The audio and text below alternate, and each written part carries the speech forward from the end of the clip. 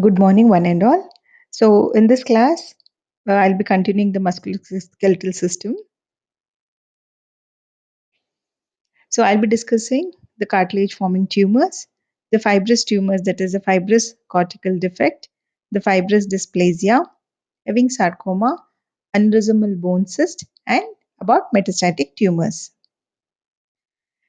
So, as I discussed in the previous class, the bone tumors are classified into osteogenic tumors, that is, a bone forming tumors, which we discussed in the previous class. Then comes the chondrogenic tumors.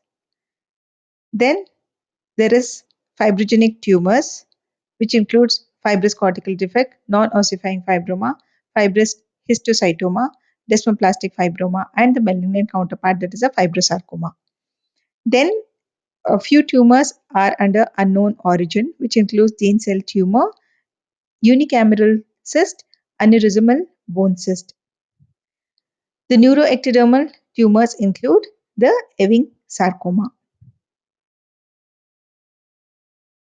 So coming to the chondroid tumors. So chondroid tumors are nothing but cartilage forming tumors. So it is broadly divided into benign chondroid tumors and the malignant chondroid tumors. The benign chondroid tumors include chondroma, osteochondroma, chondroblastoma, chondromyxoid fibroma. Then the malignant chondroid tumors include chondrosarcoma. So let's learn in detail. So coming to the benign tumors of the cartilage forming tumors. So coming to chondroma. Chondroma is a benign cartilaginous tumor. So it arises from the medullary cavity. It's also known as the enchondroma. So if it is arise from the surface, it's called as juxtacortical chondromas. So if it arises from the medullary cavity, it's called as enchondroma. If it arises from the surface, it is called as juxtacortical chondromas. So most commonly seen between 20 to 50 years of age group. So coming to the pathogenesis, it is because of the heterozygous mutation in IDH1 and IDH2. There are few non-hereditary disorders which is associated with uh, chondroma, that is the enchondroma. The two syndromes are Olier's disease and Muffucci syndrome. They are the non-hereditary disorders characterized by multiple enchondromas.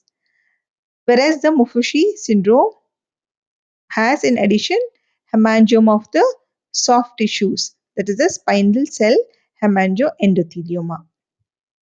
So these are the two syndromes associated with enchondroma.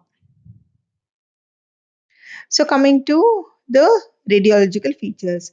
So basically you should remember the in musculoskeletal system, that is the bone forming tumors and the cartilage forming tumors, is you should remember the site, the age group affected, the pathogenesis, the radiological findings, then the gross and the microscopic picture. So you should always write your answer in the following headings. So this is an X-ray picture of a long bone which showing a lesion within the medullary cavity. Okay, so which is uh, well circumscribed. It is confined to the medullary cavity. You can see it is within the bone, that is, it is in the medullary cavity, but it is not eroding. So it appears as a translucent nodule of hyaline cartilage scalloping the endosteal surface. So a bit of whitish areas you can see, which indicates there is calcification. So this is the X-ray appearance of a enchondroma. So coming to the gross appearance. So grossly, you can see this red arrow pointing. It appears as pale blue. Okay. And there are flecks of chalky white calcification. So this is the gross appearance of the enchondroma. Then coming to the microscopy, it is lobulated, it is hypocellular, And you can see these cells are the chondrocytes, which are arranged in clusters. And can you see the background? You can see abundant intracellular matrix. So this is the microscopic picture of an enchondroma where you have abundant intracellular matrix containing chondrocytes in clusters. Then coming to osteochondroma. Osteochondroma is also the most common benign cartilage forming tumors. It is also called as exostosis. So the common age group affected is less than 20 years of age, more commonly seen among males, and the pathogenesis is because of the germline loss of mutation in either XT1 or XT2 gene. So basically remember it's the other name is exostosis. The site which is affected is mainly the lower end of the femur, upper end of the tibia, upper end of the humerus, and the pelvic bone. And mainly it involves the metaphysis. So coming to the clinical features, if it is small, then usually it is asymptomatic and it will produce symptoms mainly by their sheer size. So coming to the X-ray picture, okay. So you can see this picture where uh, there is a growth in the bone which appears mushroom shaped. It is sessile, that is single, or and it is mushroom shaped and it grows away. The cortex and the spongosa of the underlying bone is continuous with the cortex of the spongema of the osteochondroma. So this is the X-ray appearance of the osteochondroma, that is exostosis. Then coming to, so here you can see a uniform cartilage cap. Okay, this is a closer view. So coming to the gross, so it appears as a thin, smooth cartilage cap.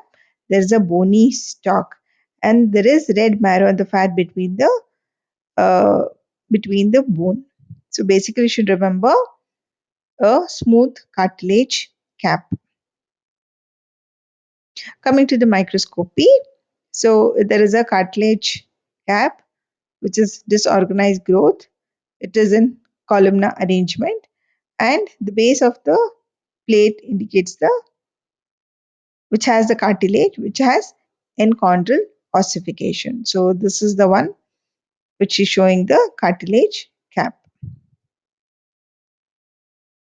So this is a diagrammatic representation. You can see the outer layer is a periosteum and this center cells, the cluster of cells are nothing but the cartilage cells. So there is irregular cartilage cap and this is the underlying bone. So then coming to chondroblastoma. Chondroblastoma uh, is also one of the benign cartilage forming tumors, more commonly seen among males, and it is seen less than 20 years of age. It is painful condition and mainly involves the distal end of femur, the proximal end of humerus, and the proximal end of tibia. So epiphysis can involve if it is before epiphyseal closure. Then coming to chondromyxoid fibroma. It is an unusual benign tumor more commonly seen among the young adults. Mainly the long bones affected, rarely the small bones of the hand. It can be misdiagnosed as chordoma or chondrosarcoma. Usually it is very rare. The X-ray picture, it appears as a sharply defined lytic lesion which can grow in size. On gross, it appears as solid, yellow, white, or tan in color, extending into the soft tissue. So, this is the arrow which is pointing, showing the soft tissue. This is a microscopic picture. You can see the cells are in lobules. It is lobulated. It is hypocellular there is mixochondrite appearance. Okay, there is intersecting bands of highly cellular tissue between the chondrite material. Okay, so occasionally mitotic figures can be seen. So basically, you should remember mixochondrite appearance. So coming to malignant tumors. So malignant tumors are chondrosarcomas. So there are there are four types of chondrosarcomas. This is the classification. The conventional chondrosarcomas, clear cell chondrosarcomas, dedifferentiated chondrosarcomas, and mesenchymal chondrosarcomas. So coming to the conventional chondrosarcomas. Conventional chondrosarcomas can be central or peripherally placed. If it is central, then it is called as intramedullary chondrosarcomas. And if it is peripherally placed, it is called as juxtacortical chondrosarcomas. And it is the second most common malignant matrix producing tumor of the bone. Basically, it is composed of malignant hyaline cartilage, more commonly seen in adults, and males are affected, and it is very rare before 16 years of age. So coming to the genetic mutation, mainly EXT gene, IDH1, IDH2 mutations are seen. More commonly involve the axial skeletal, the pelvic and the shoulder girdles, and the location involves the diaphysis and the metaphysis. So this is the X-ray picture of the chondrosarcoma. It is fluffy or splotchy calcification is seen here. There is expansion of the bone with thickening of the cortex. There is a lucent area and areas of mineralization. And you can see this is a soft tissue. There is a soft tissue extension as well. So this is the tumor. So this is the gross appearance of chondrosarcoma, where you can see it is lobulated. So there are lobules of hyaline and myxoid cartilage within the medullary cavity.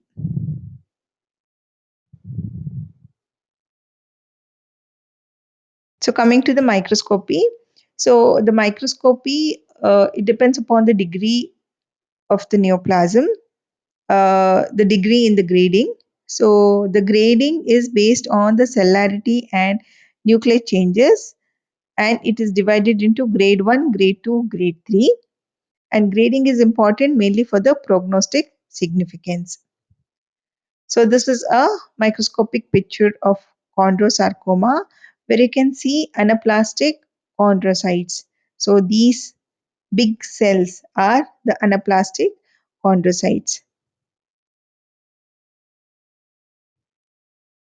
So in grade 1 chondrosarcoma, uh, there is increased cellularity and there are enlarged irregular chondrocytes. These are the chondrocytes, and but the lobular structure is still retained. This is grade 1 where not much of pleomorphism is seen.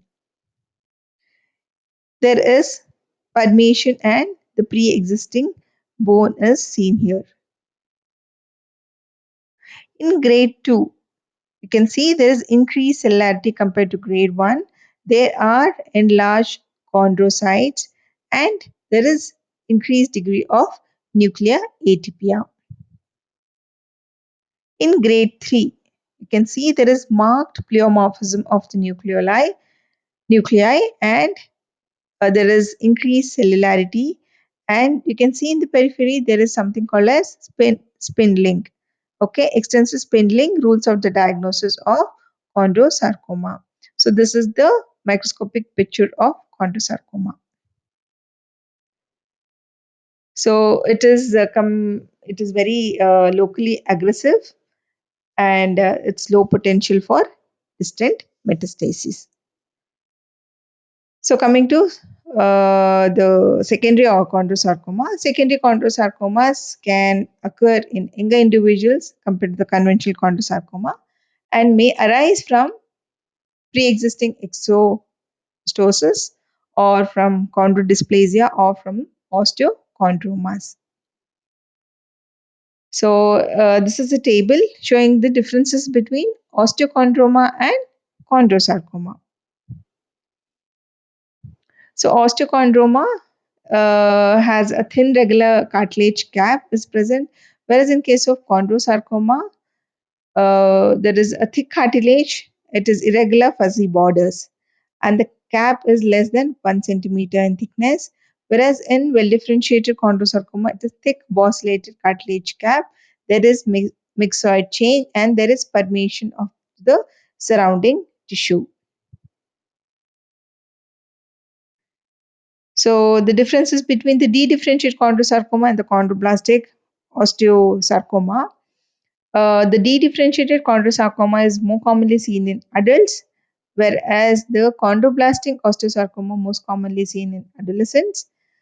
The dedifferentiated chondrosarcoma is a well-differentiated cartilage, whereas in case of chondroblastic osteosarcoma, it is the malignant cartilage. In dedifferentiated chondrosarcoma, the well-differentiated cartilage and the spindle cells is juxtaposed, whereas in case of chondroblastic osteosarcoma, the malignant cartilage merge into the spindle cell sarcoma. So coming to the fibrous tumors. So this covers the cartilage forming tumors. So I have discussed the benign cartilage forming tumors and the malignant cartilage forming tumors. Coming to the fibrous tumors of bone. So it can be benign or malignant. In benign, we have non-ossifying fibroma, fibrous cortical defect, fibrous dysplasia, and in malignant, we have fibrosarcoma. So this non-ossifying fibroma, it's also called as fibrous cortical defect or fibrous metaphyseal defect. It's one of the common lesions in childhood. Mainly the metaphyseal regions of the bone of the long bone are affected. It is cortical in location and it occurs mainly because of the developmental defect due to localized disturbance of the bone growth, and it can cause pathological defect. So on X-ray, you can see the lower end of the femur is affected, lower end of the tibia is affected. It is a sharply delineated, it is radiolucent, it is multiloculated, eccentric, and outlined by a sclerotic border. Whereas on gross, it appears as a soft, friable yellow brown tissue tumor surrounded by ridges of the bony septa. Uh, on microscopy, basically we see two kind of cells, that is the fibroblastic tissue and osteoclast like Jane cell. So this is a hyper view. You can see multinucleated Jane cells, and in between the Jane cells you can see a fibroblastic tissue. So this is the microscopic picture. It's in low power view, and mainly this is the story. The arrangement is it's in the storyform pattern. You can see benign spindle cells with scattered osteoclast type of Jane cells. Basically, they have the arrangement in a cartwheel fashion.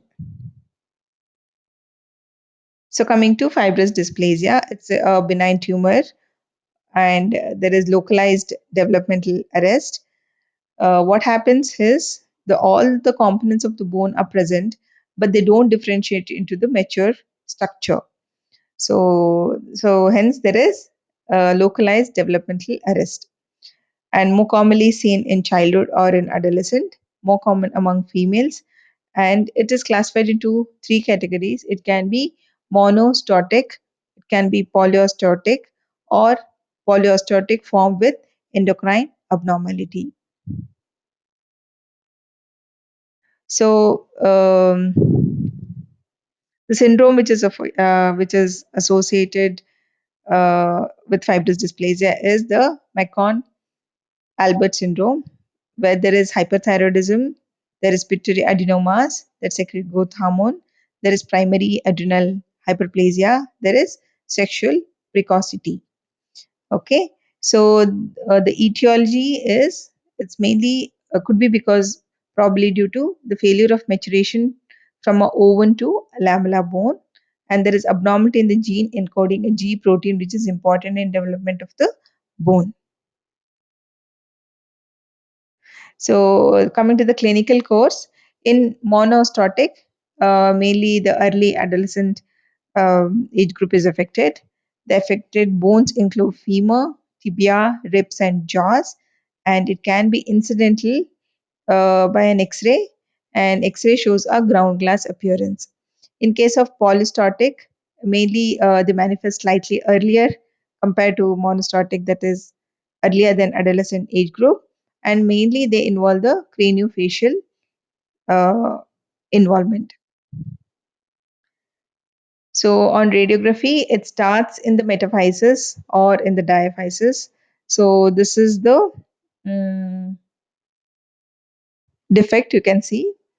You can see a thinned out cortex. It is ground glass appearance, and the bone scan shows increased uptake throughout the lesion. So on gross, so this is a gross picture where it is grayish white, and it is fusiform expanding. And this is a microscopic picture. It's a LOPA view. So you can see a curvy linear trabeculae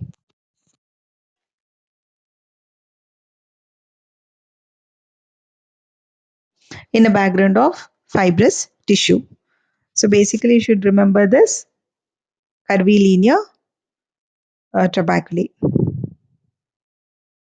So coming to Ewing sarcoma or the peanut. So it belongs to Ewing sarcoma family tumors.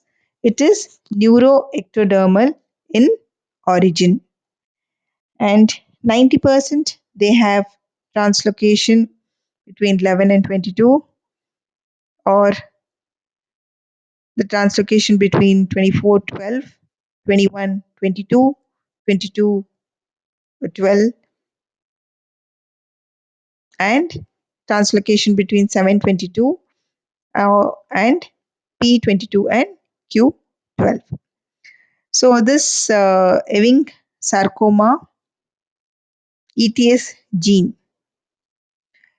encodes the multifunctional protein involved in various cellular processes, including gene expression, cell signaling, and RNA processing and transport.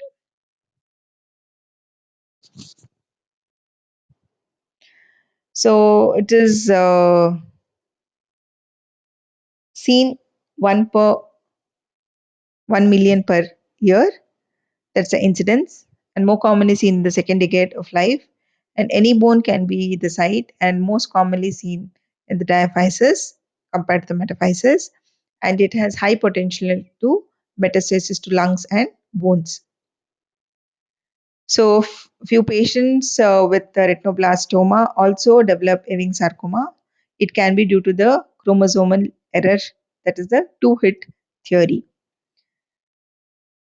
So, the patient present with pain, paresthesia, swelling, they can present with pathological fractures, weight loss, fatigue, and intermittent pyrexia. So, this is the radiological picture, which has a characteristic onion skin peel appearance. So you can see here there is a slight peeling. So that is the characteristic feature, radiological feature of Ewing sarcoma. So on gross, it appears as soft gray white and occasionally shiny with areas of hemorrhage and necrosis, and the cortex may be partly or completely destroyed, and the periosteum may be reflected. This is a microscopic picture of Ewing sarcoma. So where you can see the tumor cells are round. They are small round cells,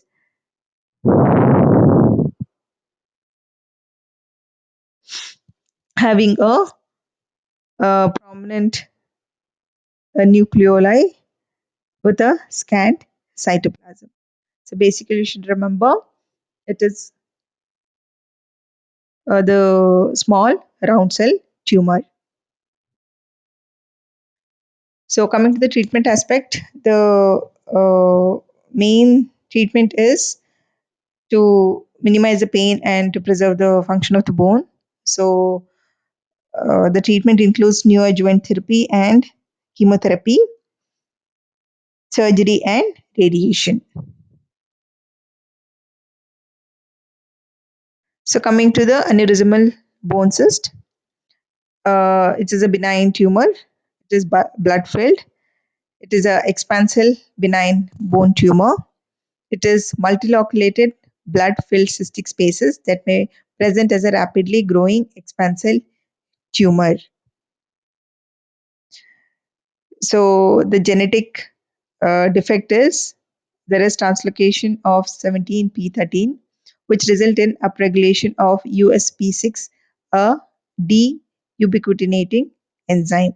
So this is the genetic defect, more commonly seen in children and adolescent less than 20 years of age.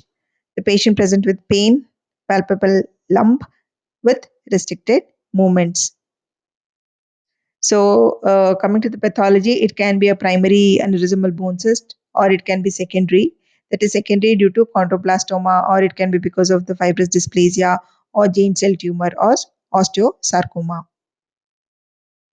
So, on gross, you can see this is the picture. This is the cut section where you can see a blood filled uh, uh, lesion with areas of hemorrhage. So this is a microscopic picture of ABC, that is the aneurysmal bone cyst. You can see a cystic space which is filled with the blood containing a proliferating fibroblast, and you can see few osteoclast type of giant cells. The radiological finding include you can see it's an expansile lesion. The bone affected is the upper end of the humerus. This is the scapula, and this is the clavicular bone. So it is osteolytic, and the little bit of fluid levels also you can see it is sharply defined. And treatment is mainly curettage and radiotherapy. So coming to the last tumors of bone, that is a metastatic tumors to bone. It's the most common form of skeletal malignancy. The metastasis of the bone can be because of the direct extension to the bone, or it can be because of the lymphatic or hematogenous dissemination, or it can be because of the intraspinal seedling. That is via the Batson plexus of veins. So, adults more than 70% of the skeletal metastasis, it's because from prostate, breast, kidney, and lung.